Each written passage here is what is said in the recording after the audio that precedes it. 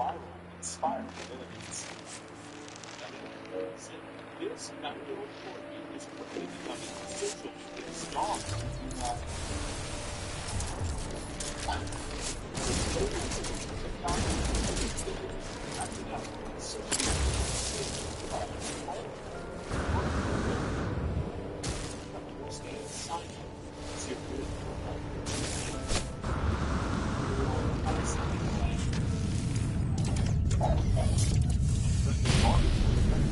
One of her favorite words.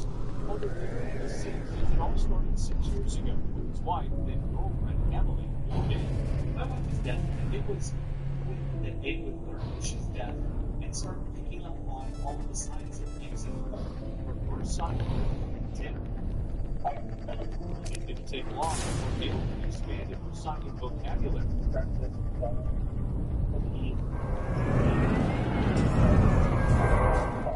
She also has a least favorite sign from a H, the proper sign.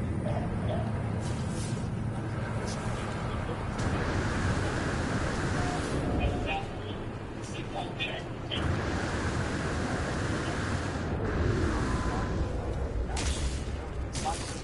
Now inspiring others to learn it too. It's inspired a lot of people to learn, but Emily and I always have this kind of like background goal of trying to make young people seem less scary and inaccessible. Thanks so much for watching tonight. I'm Wick Johnson in New York. Have a great night.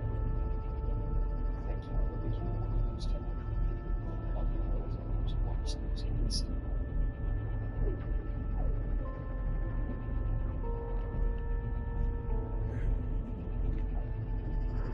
No one should have to choose between good vision and great value.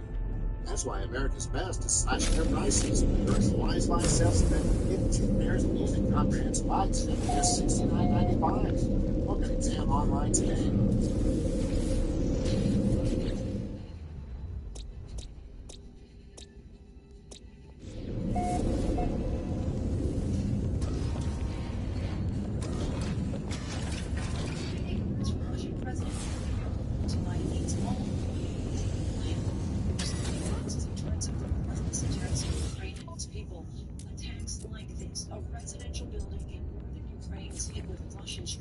Responders say 22 people were killed.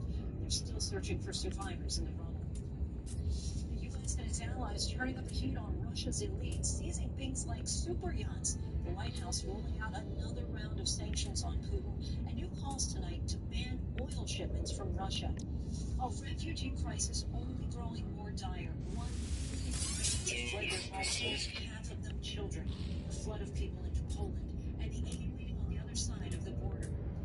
Everyday people buying rifles and building bunkers, all to protect their country. Meet the Ukrainian civilians arming themselves to fight in this war. A mine? These are mines. So do they work still? Yeah. Tonight, ABC News Live has reports from Ukraine, Poland, and Russia. Oh, I know about ivermectin. The truth about ivermectin, doctors and healthcare leaders sounding the alarm about the small but vocal group of doctors pushing the use of the anti-parasite medication that's unproven in the fight against COVID. And some are making big money. This is investigating while a study is launched to see if ivermectin can help treat the virus. This medicine and all misinformation is growing its popularity. A major headline from the House Committee investigating the January 6th insurrection now saying Donald Trump may have committed multiple crimes.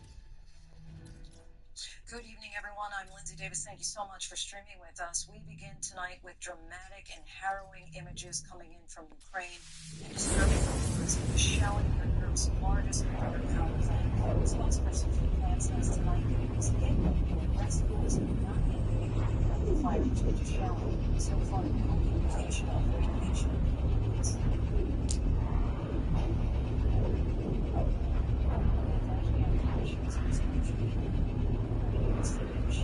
Also, 7 more fire reports indicate dozens of citizens died. Particularly was drawn to a major town near Kyiv, absolutely devastating, but in the face of great danger and unknowns, more Ukrainians are deciding to fight for their country. The team saw firsthand today dozens of men and women with guns and also killed lines attempts to try to stop Russian tanks. Despite many reports to the contrary, Russia continues to insist that everything is going as planned. Putin addressed his nation today, claiming the operation is proceeding strictly in line with the timetable. Our Ian Pannell leads us off once again from Kyiv.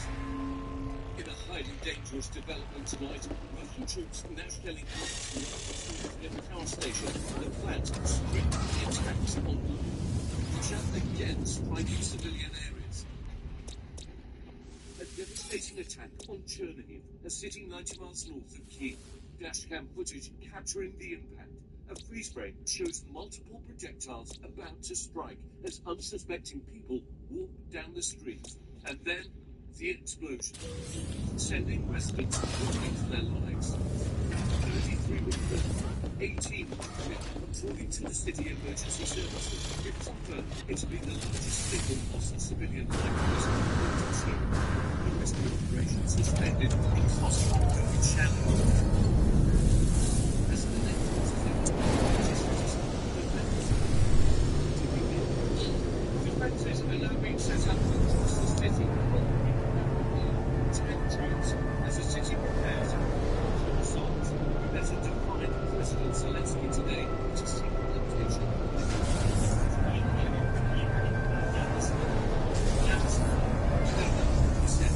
It doesn't depend on time, it depends on us. Zelensky comes out. Just 30 months into the scared, speaking this is their policy, and it doesn't discriminate between soldier and citizen.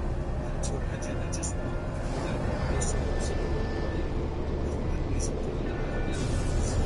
seems to be a big success in the South.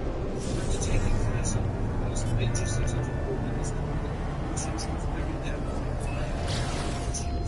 approaching Odessa. Looks like an attempt to steal Ukraine. This is the second round of Welsh negotiations was held today between Ukrainian and Russian officials. Sides have agreed to resolve temporary ceasefires in some places and to offer humanitarian corridors for civilians to leave besieged cities. The Ukrainian side saying that Portugal didn't get themselves returned. The largest city under Russian siege right now is Kharkiv in the north. It's been mercilessly bombed for days.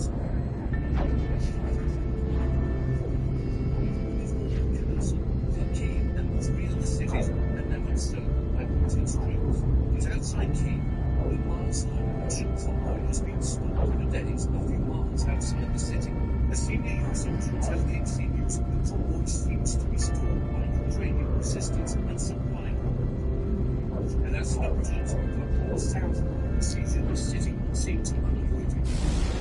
President Putin today is going strictly according to objectives being met. Suggests declared Ukrainians and Russians.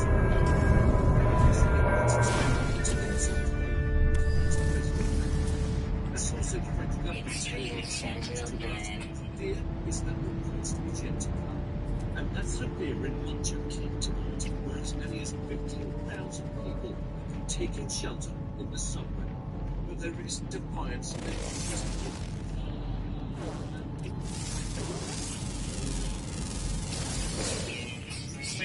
Makers singing their national anthem in Parliament, starting their work today.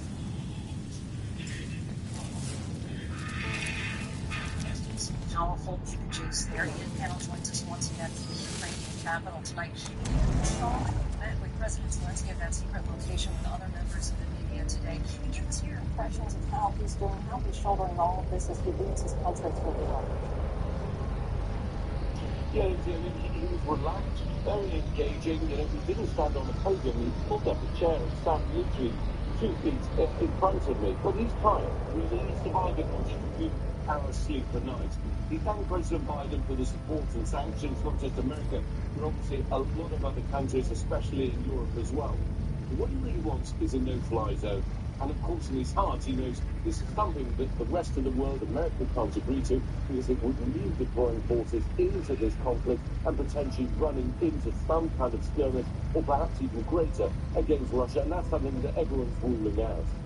But of course, what he knows is that he's facing an overwhelmingly stronger Russian force, which is bearing down on this city and other cities around the country.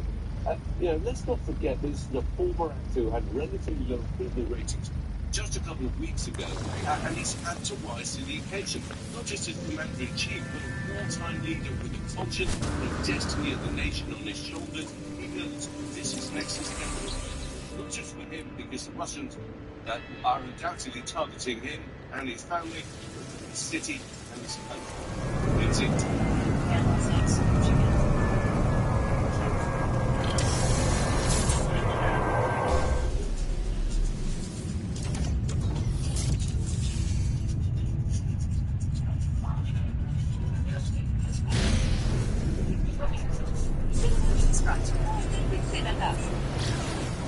Now, breaking news tonight. Reports of showers says that it was hit. Rescue was not yet fire.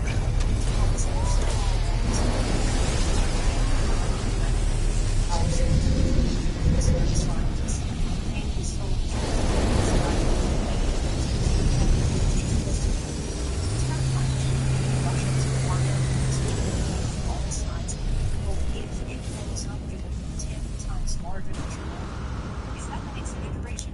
How bad could this be?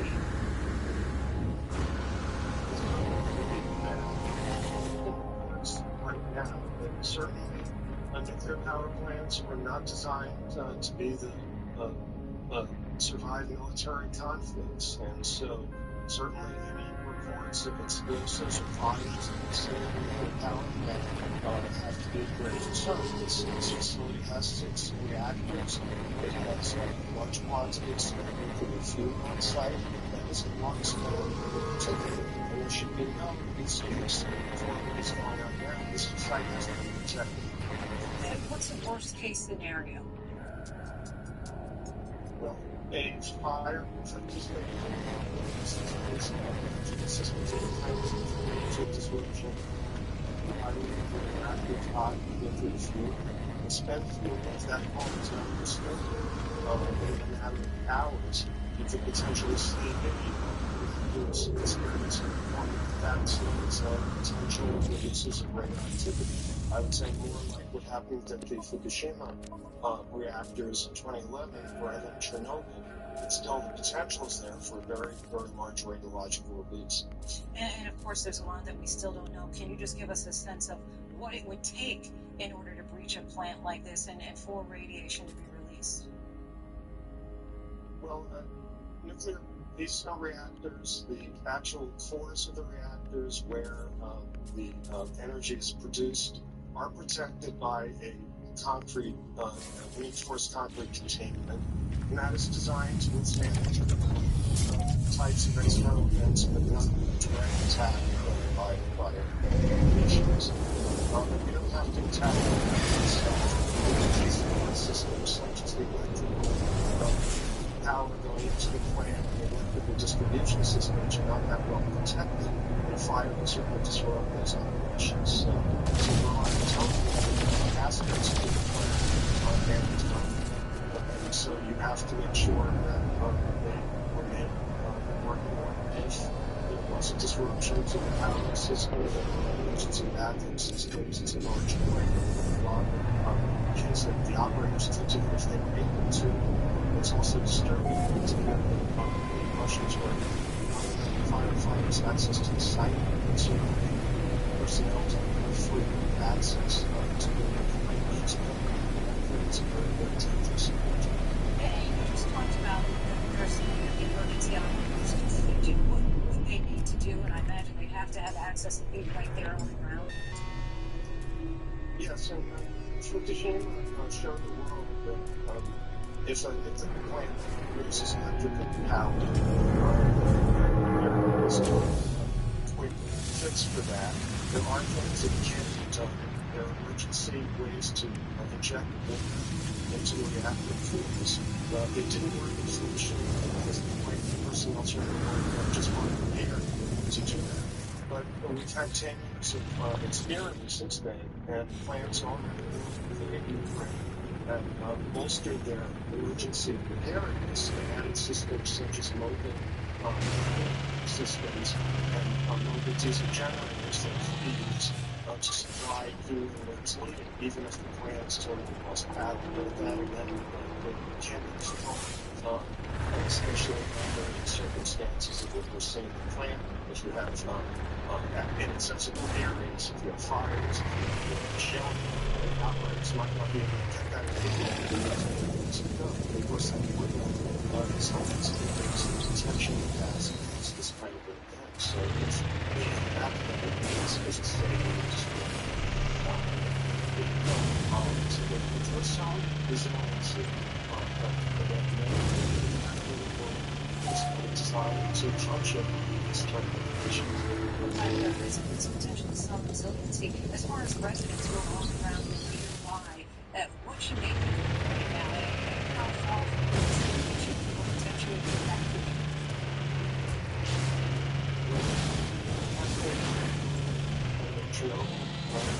The power plants in 1986 that to large geological pieces and millions of miles with this